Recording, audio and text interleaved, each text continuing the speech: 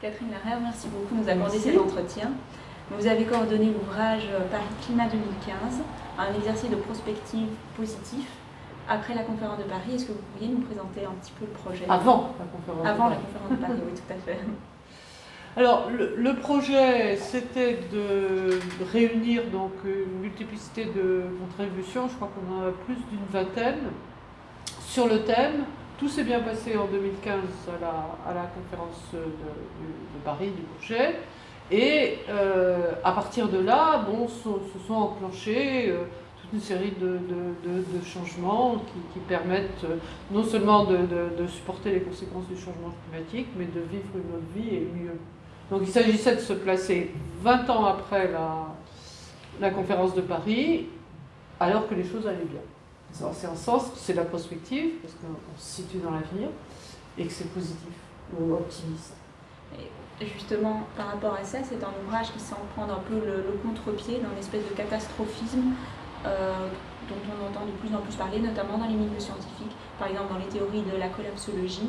Est-ce que c'est une position de la Fondation de l'écologie politique? Est-ce que c'est une position voulue des auteurs de cet ouvrage?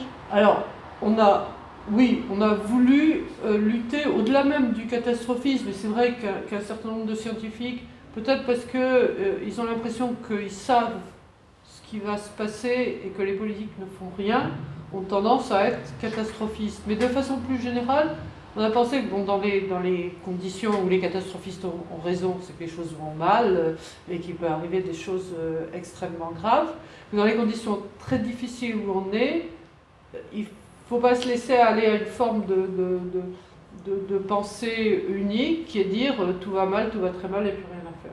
Et donc, d'essayer de continuer à penser qu'il y a des choses possibles, qu'on peut agir, qu'il y a des choses à faire. Donc si vous voulez, c'est une position de la Fondation de ne pas se laisser embringuer dans ce qu'on pourrait appeler la pensée unique. Il peut être aussi bien de ceux qui disent « bon, bah, de toute façon, on continue comme avant », que de ceux qui disent ah, « la catastrophe arrive, la catastrophe arrive », de dire « bon, ben, il y a une situation, il faut réfléchir, il faut agir », et ça n'a pas un contenu précis.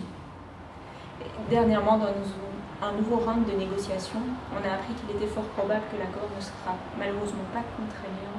Est-ce que vous pensez que ça aurait modifié la manière de rédiger cet ouvrage, si vous l'aviez su à l'époque? De toute façon, on se plaçait dans la position que l'accord serait bon. Mais on se plaçait aussi dans la position que, même dans le meilleur des cas, c'est-à-dire un bon accord, ça ne suffisait pas. Et en plus, vous savez bien que sur la question du contraignant, tous les spécialistes de droit international vont vous dire qu'on n'a pas les moyens de la contrainte. Tout à fait. Quel est, à votre avis, le rôle des citoyens par rapport à cet accord, suite éventuellement à cet accord? À quel niveau est-ce que ces citoyens doivent se placer dans le changement? Parce qu'ils sont très présents dans cet ouvrage. Est-ce que c'est à une échelle individuelle, plus collective? Est-ce que c'est à une échelle locale, internationale? Je dirais tout. Hein, je dirais tout.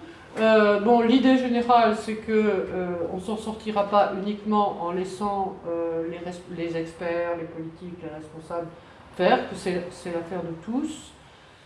Je dirais individuellement et collectivement, mais en mettant l'accent sur le collectif, parce que non seulement l'action est plus efficace au niveau collectif, mais dans les changements, il y a peut-être de redécouvrir l'importance du collectif et les plaisirs du collectif.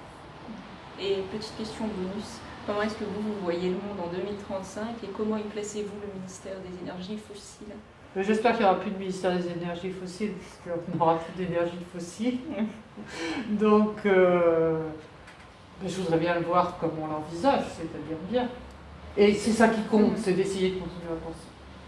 Merci beaucoup. Merci.